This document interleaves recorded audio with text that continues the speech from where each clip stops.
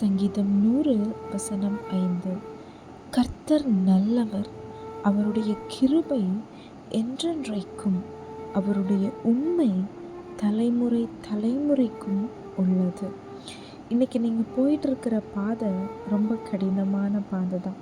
இந்த உலகத்தில் வாழ்கிறது நமக்கு ரொம்ப கஷ்டமாக, ரொம்ப சேலஞ்சிங்காக தான் இருக்குது.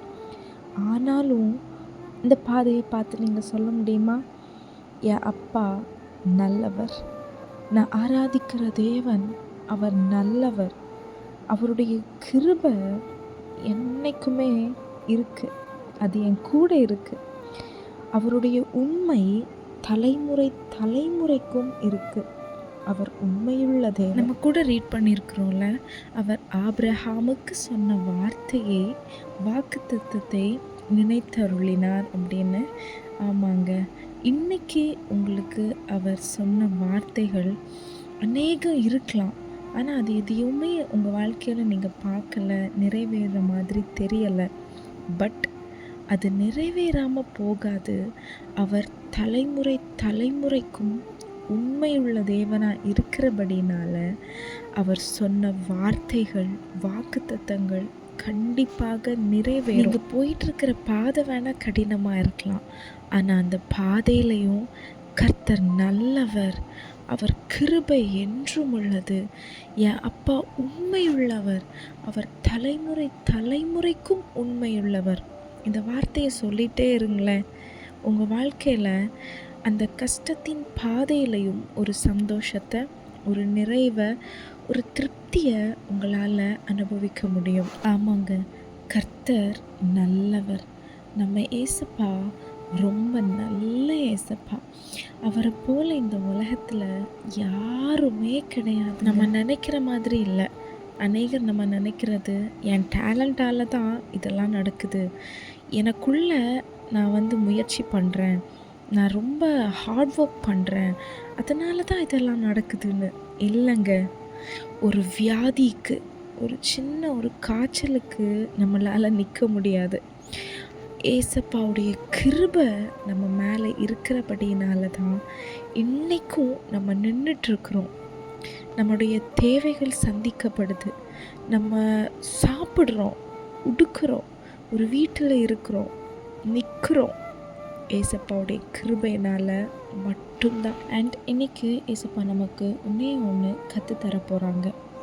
எந்த சூழ்நிலையிலையும் என்னால் முடியாது, இது என்னால் பண்ண முடியாது அப்படின்னு நீங்கள் சொல்லவே கூடாது.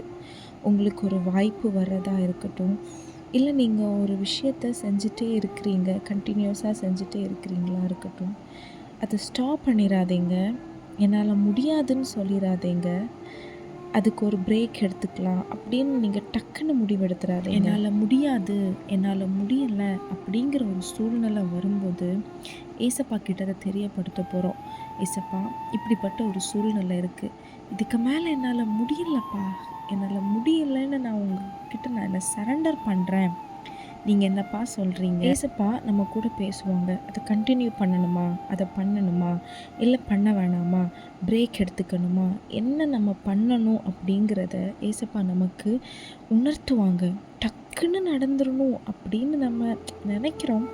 பட் அதை விட அப்பாவோட பாதத்தில் கொஞ்ச நாள் அமர்ந்து அதை பெற்று கொண்டுட்டோம் அப்படின்னா நம்ம தைரியமாக இருக்கலாம்ல. இல்லைன்னா நம்மளுக்குள்ள ஐயோ நான் அவசரப்பட்டுட்டேனோ, நான் இது பண்ணாமல் இருந்திருக்கலாமோ, இல்லை ஏசப்பா தானே சொன்னாங்க, ஏசப்பா தானே அனுமதிச்சாங்க, இப்படி நம்ம மேலே பழியை போட்டுப்போம், இல்லைன்னா ஏசப்பா மேலே பழியை போட்டுருவோம். ஸோ எதுவாக இருக்கட்டுமே, அப்பாவோட பாதத்தில் அமர்ந்து என்னப்பா சொல்கிறீங்க, நான் என்ன செய்யணும் அப்படின்னு கேட்டு அவரிடத்தில் அதை பெற்றுக்கொண்டு அதன்படி வாழ போகிறோம். நம்ம பண்ண போகிற இந்த சின்ன ஒரு சேஞ்ச், இந்த விஷயம் நம்ம வாழ்க்கையவே மாற்ற போகுது. ட்ரை பண்ணி பார்க்கலாமா? அண்ட் இதை எப்படி என்னால் பண்ண முடியும் அப்படின்னு மட்டும் யோசிக்காதீங்க. கர்த்தருடைய கிருபை உங்கள் மேலே இருக்குது. நம்ம ஆராதிக்கிற நம்ம ஏசப்பா உண்மையுள்ளவர். உங்களால் அவருடைய பலத்தினால இந்த விஷயத்தை பண்ண முடியும். ஏசப்பாவோட பாதத்தில் அமர்ந்து அந்த பலத்தை பெற்றுக்கொண்டு அந்த விஷயத்தை பண்ண ஆரம்பிங்களேன். நீங்களே ஆச்சரியப்படுற மாதிரியான காரியங்கள் உங்கள் வாழ்க்கையில் நடக்கும். ஆமேன். கர்த்தர் நல்லவர், அவர் கிருபை என்றைக்கும் உள்ளது, அவர் உண்மையுள்ளவர், தலைமுறை தலைமுறைக்கும் அவர் உண்மையுள்ளவர். இந்த வார்த்தையை சொல்லிகிட்டே இருங்க. இன்னைக்கு கற்றுக்கொண்ட காரியங்களை நம்ம பண்ண போகிறோம். நம்ம வாழ்க்கையில் காரியங்கள் மாறுதலாய் முடிய போகுது, ஆச்சரியமாய் முடிய போகுது. Amen. Have a blessed day. God bless you.